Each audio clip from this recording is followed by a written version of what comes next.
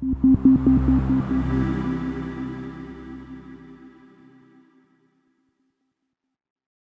well, welcome everybody, and thank you all for joining our 10th session in our CAHME Mentorship Circle series. My name is Melissa Cross, and I am the Education Manager for CAHME.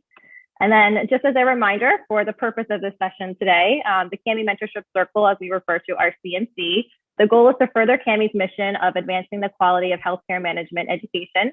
The CMC designation recognizes CAHME programs that demonstrate commitment to excellence, not only in their own programs, but across the broader field of healthcare management education. The CMC designation is an honor and a responsibility, and several CMC programs have volunteered to share key processes and approaches through this webinar series, like we have the Ohio State today. And again, I will mention the CMC series, which is on the CMC page. There's a number of videos up there that you'll be able to watch to help advance your own program. So without further ado, we have our presenter today.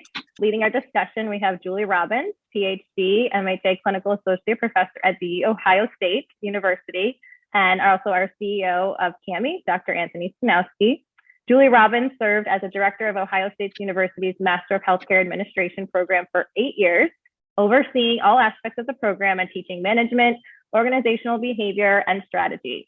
She's currently leading Ohio State's efforts to build new opportunities for executive education and leadership development, and her commitment to healthcare management education extends beyond her institution, as she is currently serving on a number of CAHME committees, including a member of CAHME's Accreditation Council, the National Council of Administration Fellowship, and the Association of the University Programs in Health Administration.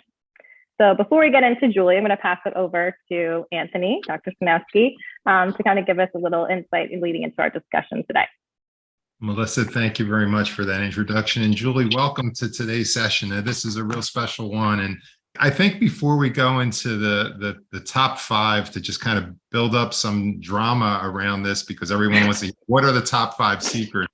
I think it'd be helpful for everyone to kind of hear a little bit about the Ohio State University MHA program, one of the oldest CAHME accredited programs. So Julie, do you mind giving a little background on that? Yeah, thank you, Anthony, for being here. And I love the dramatic buildup. I hope we can deliver on that. Ohio State University's program is a residential MHA, a full-time residential MHA. So very, very traditional program, serving early careerists who primarily go out and work in healthcare delivery, in mostly hospital and health systems, a lot of administrative fellows, although that is diversifying over time, which is of course sort of part of how we're trying to adapt to the environment. The program has been in existence for about 50 years. And I think one of the things that I was struck with when I came is right from the beginning of AKISA, which is now CAHME, has been really committed to accreditation, the accreditation process, and now CAHME. It's very central to how we run our program, and it's really an important part of what we do. So we prioritize the work around meeting the criterion. Thanks, Julie. Yes, so it's existed since 1969, and I think the first accreditation was in 1972. Yep. Which is pretty amazing. Think about it. Yeah. So the pressure was on when I came in as program director to uphold. And Julie, you've moved out of the program director role since the perfect score of being the first perfect site visit ever to occur in CAHME's history. I wrapped up my term as program director at the end of this past academic year, and one of my colleagues within the division is taking over, Marika Paul. And now I'm working on developing new programs. So I'll stay in the CAHME realm. Great, thanks, Julie. Well, everyone, if you have questions, what we're going to ask you to do is, again, put them into the chat, and I've got a chat and I'm kind of monitoring as we're speaking. And then what I'm going to ask Julie to do is to go through her top 5, kind of talk through them, and then I'll monitor your questions on the chat and kind of interject the questions as she's kind of going through there. And then at the very end, if we have some time at the end, we'll open it up, and then we can have some more free-flowing questions at that point. So Julie, with no further ado, let's get into the top 5. Okay, thank you. Well, while she's pulling that up, let me just start with kind of a little bit of how I came into doing our CAHME site visit and sort of the perspective that I took on doing it. So, for starters, I came in as program director. Almost immediately, we were in sort of our we were a year out from our self-study year. And so I pretty much used the CAHME criterion to learn how to do my job as program director. I had not been on the faculty. So it was part of the way that I started to learn sort of what are all of the elements of a program. And so what I started to figure out, and this will be a theme throughout my 5 tips, is that you really need to think about the CAHME criteria not as sort of a bar that we need to check or meet, that it's not sort of a check the box kind of thing that you have to do. But really try to embed it in how you manage, or if you're a new program, develop your program or revise your program. And then it's really useful that way. So it's not a test. And so my strategies here, and they're, I'll give some points in each, and then I really do look forward to questions, but kind of go chronologically from when you start thinking about sort of your upcoming reaccreditation or perhaps your new accreditation, all the way through the actual day of people are on campus sitting around asking you questions. So the first one is to really start thinking about the site visit early, right? So yeah, you're thinking about so your end point is the site visit. But equally important is all the work that you need to do to prepare your self-study document. And then equally important before that is all of the things that you have to have, that you want to have, I'll say, embedded in your program. So I would say the best place to start when you're thinking about, however many years out, is review that CAHME worksheet. It's on CAHME's website. It's called CAHME Review Worksheet or something. That worksheet has all of the criterion, what the accreditors are looking for, and even some specific questions that they're going to look at. It is so useful. And I will tell you, I forgot to also say, I'm a CAHME fellow, so I have done I complete or conduct site visits. And so some of my perspective has also been gained just from being a site visitor. But what I want to say is, that CAHME worksheet is very, very helpful. And what I would say is just go through it, right? And look at what do we have now? Where do we have gaps? What might we need to develop in terms of data, in terms of tracking? What kinds of processes do we need to put into place? And just sort of go through and do a baseline assessment. The only other thing I would say in this early phase, it can be overwhelming. It certainly was for me. And I would say reach out to other programs, reach out to people, program directors or faculty in programs that are similar to yours. Certainly reach out to CAHME. They'll connect you to mentor circle programs or other programs who are maybe in a similar place in the process. But I cannot tell you how much talking to other people accelerated sort of my understanding of the criterion. So you really want those just fully embedded as you think about it. Great, Julie. And I think 2 resources for people to go to with that is, in terms of looking at who the mentorship circle programs are, those are all on our website. You can see who they are. And I would say talk to Eric or myself and say, hey, here's what we're thinking about doing that, but it might be helpful to look at them.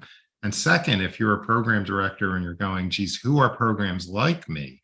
I mean, we've created that wonderful tool called CARB, the CAHME Annual Report Benchmarker, from your annual reports. And if you go into your annual report and go, here's the programs I want to compare myself to, and then you can run annual report data compared to them, and you might go, geez, let me kind of talk to some of the programs in there. Who are the programs that are most like us? And you can define who those are. So yeah.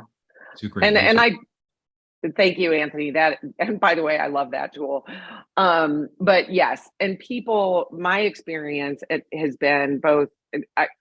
I'm always happy to talk to anyone who calls me, and by the same token, I've been so grateful for advice and feedback from other people who will say, oh yeah, we're struggling with this, or this is how we did this. So it's very helpful.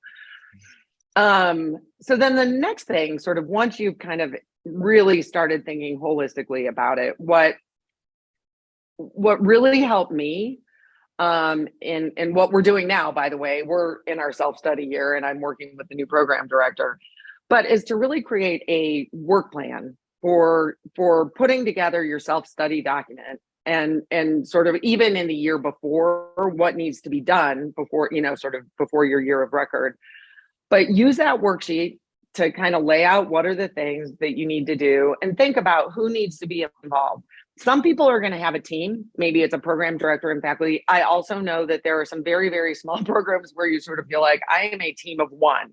So in that case, it may be, finding who are the resources. Inevitably, there's somebody in your admissions office, in your career services office. Maybe it's somebody in the dean's office who can speak to, college level policies, but really figure out who your people are, who are going to be your resources, who are either going to help you or who might be able to help you do some of the work, and create a work plan. It helps. And you want to create assignments, and it helped me. We had a team of 3 kind of working on the actual document. We had many more that had various pieces. But we had writing assignments and deadlines by criterion, and we would meet almost weekly to talk about it, review it, see what we needed, what was missing. And if it's just you can do that. You just have to structure it yourself. But even in smaller places, I found it's not always just one. Hopefully, any questions or thoughts on that? One other thing I would say is engage your faculty early. They're going to be a major part of this. So you want, we always have to be mindful of faculty time. They have a lot of commitments, but even just creating updates, maybe it's at your faculty meeting or different places, so people understand where you are in the process and how they might be involved, because you are going to be asking your faculty to update their syllabi, you'll need to engage them. So really think about engaging them so that they feel part of the process, not just like you're assigning tasks. Julie, the work plan process is a real interesting part. So talk a little bit about how you did involve your team. Like, did you have an initial meeting with the faculty members, or the alumni groups or the students? Tell a little bit about that whole kind of work.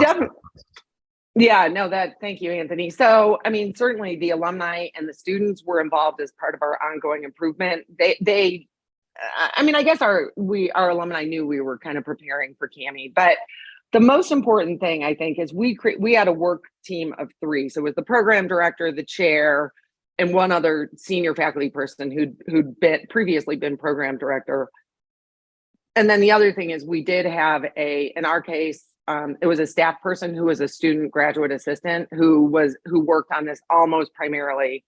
And that was our core team, I would say. But what we did is CAHME accreditation was an update item on every single faculty meeting. So that was the way that we kind of kept people, it was really keeping people up to date and sort of letting them know what would be coming up or what we might be asking of them, and sort of having it on their mind. So they really understand that it's important and understand why the things we're asking them to do,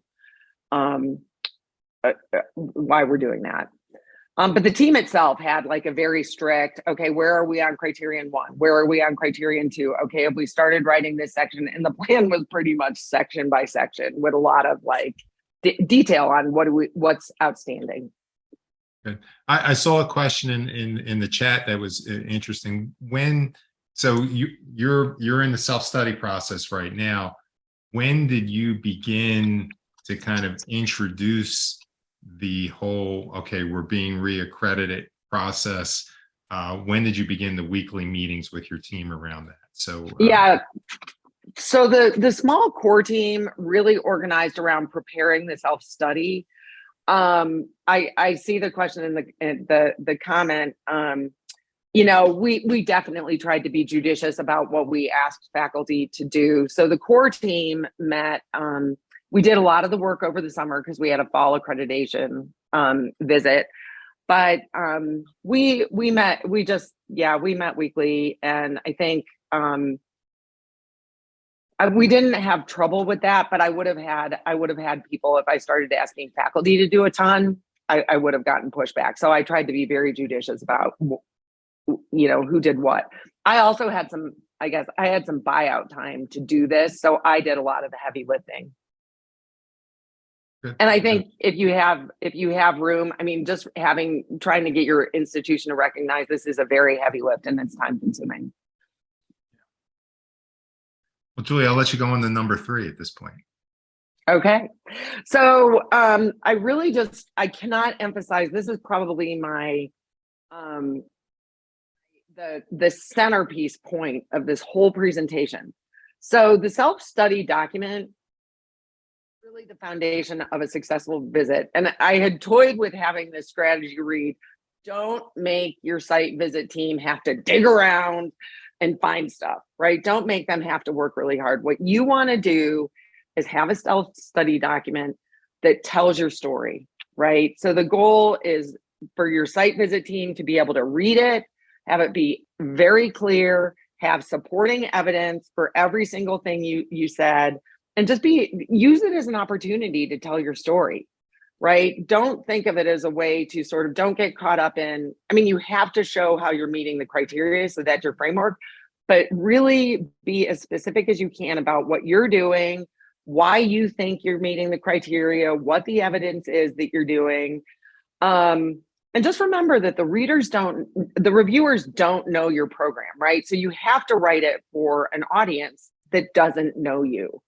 And I have definitely found in some of my site visits that the writing is like, I think that anyone within the organization probably understands what they're saying, but as an outsider, I don't. So really try to write it as sort of on the face of it, somebody who has never seen your program gets a very clear picture of what you do.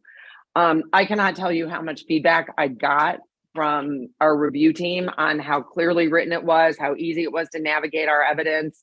And I spent a lot of time, think about it like you're writing a manuscript to get published. The narrative matters. Yeah. And you got to the only other thing I'll say on this, it's a lot of writing and rewriting. So you're going to have like your draft, which is just all the points you want to make, and then you'll edit it for clarity. But the other thing I did, and I also would advise managing your self-study document on Word until like in a side document until the very end. Don't try to manage it in the online tool, because that way you can send separate sections or pieces of it to different people to review, get feedback. And at the very end on my whole document, I had a faculty member from our team who's not involved with our MHA program review it. And she was awesome because she had questions that helped me clarify it. And I see we have some questions. Yeah. Thanks, Julie. And I know there's some questions about the resource document. We'll show you where those are at the end of the session. I'll kind of go through those, and then there's some other questions about some of the details about the accreditation stuff, but we'll kind of talk through those. Julie, I think that whole part of the strong self-study document really kind of being through the process. And another kind of resource for people to use in here is don't forget, if you subscribe to the Core Learning Center, you get to look at the benchmarks. You get to look at organizations. You can look at the Ohio State University's detailed information on what they responded to in the questions in their self-study guide, or other organizations who've had strengths in those areas. So I think there's several resources to kind of help you along in this process. So things to kind of for people to think about. So, what I will address, Anthony, the questions about sort of the brevity and the character limits. That's definitely a thing. What I did is, what I created, and I won't go into all the details, but I created a pretty, I sort of kept the narrative for each criterion separate in a pretty organized file. But what I would do is, for the longest time, I didn't pay attention to the limits. I just tried to get in there all the things that we were doing and sort of a list of all of the supporting evidence. And then I just started editing. It's sort of like writing the abstract, right? You just start to edit it down. But if you start trying to keep it short, you might leave things out. So I used a pretty robust editing process, but same, like, keep it down, use bullets, right? So it does take a lot of editing and rewriting to get everything you want to say in within the character limits for several of them. Good, good. All right. Julie, the next one, work collaboratively with your site. And, let me kind of like preface this before you answer it. I mean, the site visit team that you had was a really good site visit team. You had one person who is now a master fellow, who is Glenn Yap. And I think Glenn's done more site visits than anybody else. Well, not anybody else. There's a few others who have more than Glenn, but Glenn has done a lot of site visits. You have Lynn Downs, who at the time was with Army Baylor and I think is now with Incarnate. You had Rachel Battles, who I see Rachel is on here, but Rachel was a public member of our accreditation council. Sue Babbage was the chair. Again, a very strong, established site visitor who was part of this. I mean, you did not have the B team who went out for the site visit. You had good, strong visitors during this process. How did you engage them? Tell a little bit about. Yeah, and so they were great. What'll happen is once you submit your self-study, you'll get an email that says who your site visit team is. And pretty quickly, if you're the program director or point of contact, you connect with the fellow on the team. And what they're doing behind the scenes is they are now reading your self-study document. And what I did is I immediately had a conversation with the fellow. And I guess before I talk about the process, what I want to say is remember your site visit team has the same goals as you, right? Everyone wants a site visit to go smoothly. They want to make sure that they understand what's going on in your program. So when they are asking for evidence, it's not looking for, it's really just to try to fully understand what you do in your program, how it operates, how did you make decisions? And so basically that first call, there will be questions about sort of, you talked about this, what's this, and you just need to do everything you can to get them the information that they're asking for. There are times where you might feel like, well, why are they asking for that, and feel defensive. And I think it's just really important to know that their intention, I've been on so many site visit teams, the intention is always, and I will quote Dan West here, I don't know if he's on, but I will quote Dan West, is to take a good program and make it better. So nobody is looking, everybody is looking for your program to succeed and wants it to shine. So when you're in that process of providing additional information, just try to always keep in the front of your mind that your goals are the same. The other thing is your fellow will have, different teams are different. They will tell you how they want to see information on the site visit day. They come and do the document review. What document? There is actually a CAHME list of documents for the document review. Get that in order well before they come, right? And be mindful of that even in the year before, because you don't want to be scrambling to backtrack it. But just really try to make things super organized, very user-friendly, put it in I've known people who've used their learning management system to organize the documents, which is a great way. At the time, I think we set up like just a drive that they used. And I think just you want them to be able to really quickly find the answers, because it gets really hard if they're having to hunt and hunt and hunt. It's sort of like, well, is it there or is it not there? Yeah. I've heard one program director say, don't be afraid of showing the response in multiple areas if it comes to those areas, because the point is that they're searching for the document, and to kind of think, well, they should have read it in criteria 1 and now we're in criteria 4, it's okay to put it in there twice. 100%. I probably put our faculty meeting minutes in like 20 sections. Yes, do not be afraid to put it in multiple sections.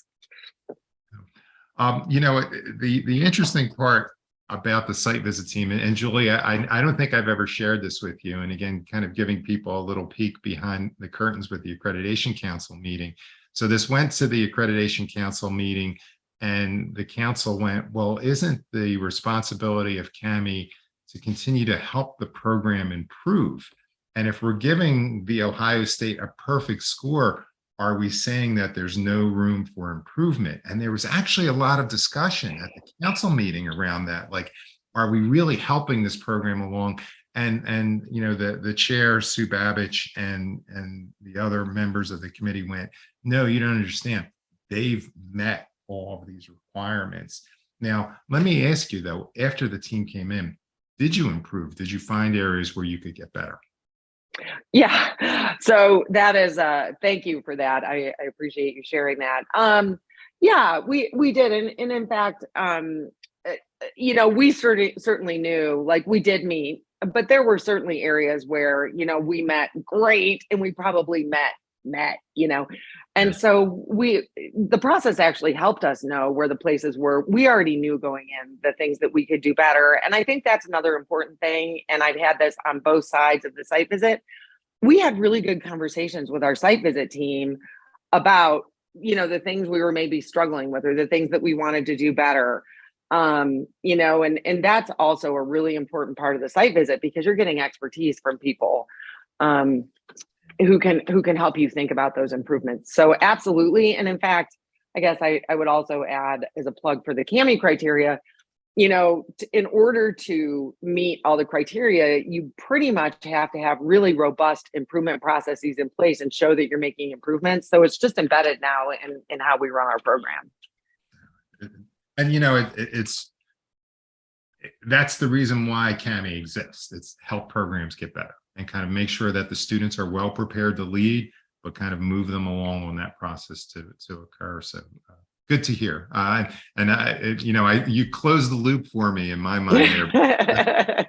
Although that question was, you know, several years ago, 2017, I guess, was the decision by the board. It kind of rings in my mind. So thank you.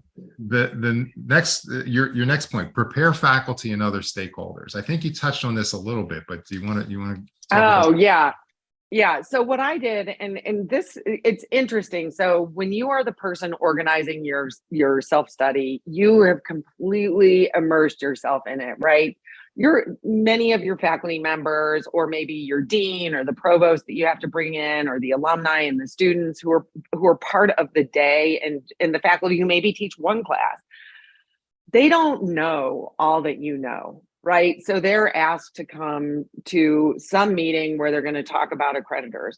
So I made a point before the site visit of, I actually put, I don't know if I do it now because things have sort of changed, but I actually made, you know, a notebook that had the hard copy of the actual narrative of the self-study and a few relevant appendices, not all of them.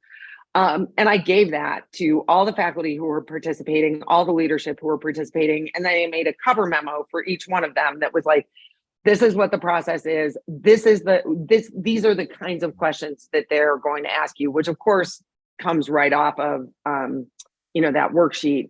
These are the kinds of questions that I'm going to ask you. And here are some of the places in the self-study where we talk about it, so that so they don't have to read the whole document, that they can go and look, that they know what to expect. So it wasn't me telling them what to say. They weren't rehearsed in any way, but really trying to make it easy for them to familiarize themselves with our self-study and also get in the mindset of answering the questions.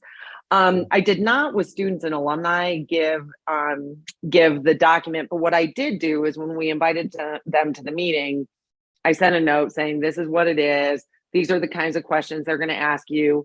Just answer them honestly. It's not a test. You know, you don't have to worry about, students are always worried about, in particular, like, we don't want the program to look bad. No, you know, you just need to be honest and answer their questions. And this is just part of the process. So people were appreciative. I had faculty, especially some of the ones who were not in my division, who taught classes, were very, very appreciative for that heads up on kind of what to think about and be ready to speak about. No, I mean, you know, good point, Julie. And I've got to say, we've heard from site visit teams where you can tell that the students in particular were overly trained on how to Right. kind of respond to the responses. And I think the site visitors are kind of smart enough and wise enough to kind of know that, let them kind of go through their spiel, but then to kind of ask them the questions and that are kind of really relevant and telling in there. So your point is, yeah, familiarize them, don't Right. script them, because again, No. that comes off kind of looking a little bad and kind of hokey. But I think the other part around that's important is, yes, familiarize them, because I know sometimes the site visit teams have gone in and interviewed students and alumni, and they didn't have a clue about why they were there. Right. So, Right. that preparation is really kind of important. Yeah. No, it really paid off. And I think it also made people just feel a part of it. And they didn't feel like, I think for some people, like even those faculty meetings for Criterion 3, I think you have faculty who are there sitting there thinking, oh, I don't want to screw this up. And so just sort of demystifying it a little bit for people and talk about your course, talk about your competencies, it really helped. Thanks, Julie. Well, I think these are really 5 great strategies for a successful site visit. I see a whole lot of questions on the chat. But Julie, there was a question that was interesting on here, which was, okay, so the site visit team comes, they kind of review all their information, then they debrief with you on the 3rd day. And, Yeah. and you kind of hear what their feelings are about, what they saw in the program. The question came, so how quickly, and again, I know you had a perfect score, so you didn't have to do a progress report kind of talking about how you need to meet those, but as a site visitor, how quickly does a program need to respond to some of the weaknesses, the partially met or not met scenarios? And I don't know if you want to comment on that at all. Oh, yeah. Well, you can correct me if I'm wrong, but I think any partially met, you have to report on it within a year, kind of on the progress, and you have to demonstrate that you've met it within 2. Right. Yeah. So that's the general approach. And then, if you're a program and you believe that the site visit team kind of made a mistake in that area and kind of missed something, you can respond to the report that comes out initially and let CAHME know about that as well. So there's kind of checks and balances along the way. But I really want to say the site visit teams do a very comprehensive job in terms of looking at the site visit. Yeah, and I also wanted to say there is, when they will meet with the program director and the program leaders before they do the report out, and usually during that time you can have a very substantive conversation about what you think you need to do to meet it. What are some things you should think about? So it's also very, very constructive. Great, thanks. All right, so what I think, I see a question about online programs, fully online programs, trying to pursue initial accreditation. There's a big concern about online programs being able to meet all the requirements of the site visit team that seem to be tailored to residential programs. Oh. It really isn't. And I think that the thing is that we've actually accredited several fully online programs, including the largest fully online program certainly in the United States, maybe in the world. So there are ways to go about that. They're not tailored to just residential programs. We look at hybrid programs, we look at online programs and the like. And I think some of the individual questions around there, are ones that I would say, if you have some questions or concerns about that, certainly talk to Eric Brichto about that, and he'll kind of help guide you through those approaches as you kind of work through it. But yes, CAHME accreditation used to be, back in 1968 when we founded it, it was residential programs. And in fact, it was residential programs that were 2-year programs with a 3rd year being an administrative residency. And it has kind of morphed and changed over the years, where we have hybrid programs, we have fully online programs, we have fully residential programs that are all kind of part of the CAHME accreditation process. So I just wanted to kind of add that in this here, because I think there were some questions. We got initially, someone wrote to, we got approval to initially support the self-study process but they were talking about how much, I think the question is really kind of related to how much additional staff support do you think you need to go through a CAHME accreditation process? And Julie, again, your perspective as both, a program director and as a site visitor, if you want to comment on that. Yeah, I mean, so it's a really tough question to answer because every program is set up differently in terms of, how much time you have, how many staff people are involved. What I will say, so all I can speak to is what we did. Wholeheartedly say that you need more than you have now, right? It is an extra layer of work. And so, you can figure out with your current complement who can do what, but inevitably it is really good to try to make a case to get somebody. And I saw some of the chats where people did. So for instance, I made a case to get a GAA, a 20-hour per week GAA. She started the summer before our self-study year, and then she helped with every element of the site visit. And it was invaluable. And she, so that was for me 20 hours a week. But I had, we have some other program dedicated staff who did stuff, and faculty had some time. So I could also see if you didn't have that, you could use one FTE or something in between.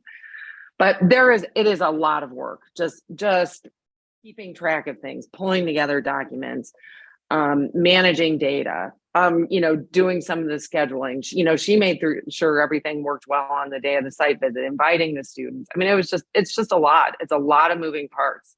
So having somebody really organized and on top of it to help you is critical. What I thought would be helpful is if I just quickly pull up my screen and show the website, and Julie, we can show where some of the resources are to people. Great. If that would be helpful. So while you're doing that, there was a question of self-study year and year of record. It's okay. This. I was using them interchangeably. Thank you for that. All right. So this is the CAHME home screen. I think hopefully all of you kind of know, where it is, CAHME.org. It's how you can now get into the accreditation management portal, the annual report editor, or the public display of information to kind of search it. Now, there's a couple areas I want to show you on this real quickly that we referenced in terms of university programs. If you wanted to look up the mentorship circle, you go under university programs and CAHME mentorship circle.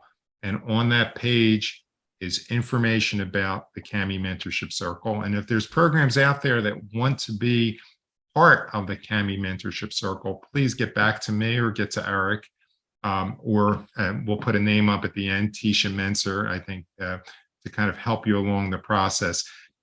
The CAHME mentorship circle, like Melissa Cross said, is both an honor, but it's also a responsibility. And, we want programs to be CAHME mentorship circle, and there's a branding part that goes around that that's great to kind of use on your site, but you're really responsible for helping to advance the quality of health education. So we ask programs, as we look at this part, and if we look at other CAHME mentorship circle programs, might be a little small on your screen. Let's see if I can make it bigger. But you can see things that Baylor University did, their first year of accreditation, their most recent reaccreditation, the year they became a mentorship circle, if they menteed a program and who that program would be.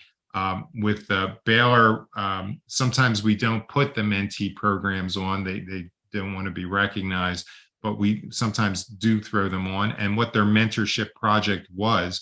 And with Baylor, one of the areas in their project was the joint AACSB CAHME accreditation process that they got involved with and really rolled their hands up on. You can see Florida International University worked with Concordia University, was their mentee. Hopkins worked with Duquesne, helping them get through. I think some of the interesting parts in here is, even if you go down Medical University of South Carolina, let's see if I can find them real quickly.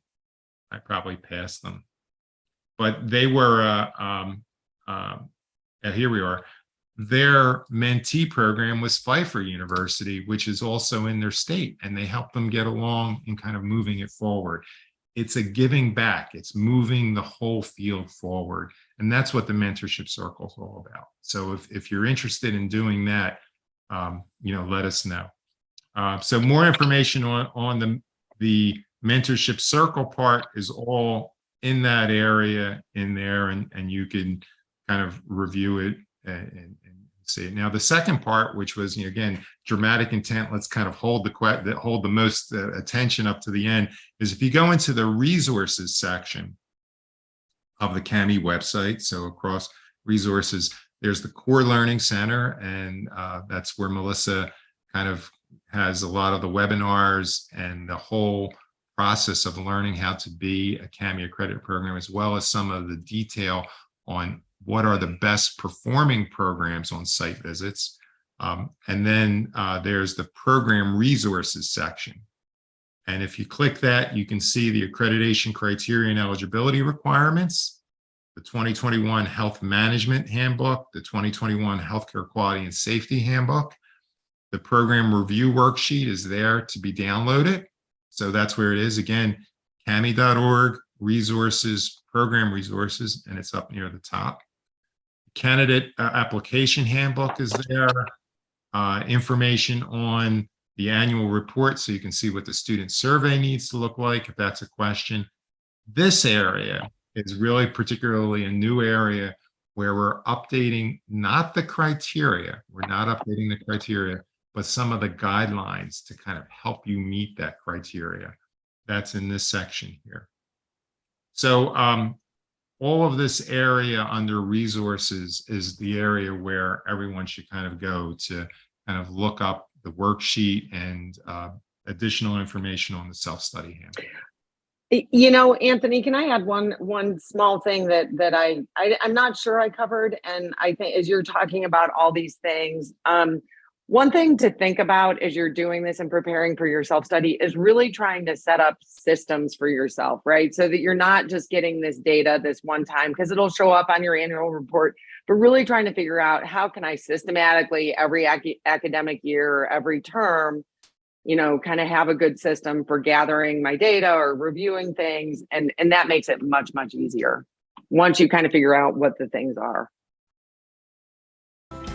Thank you for watching today's webinar in our CMC series.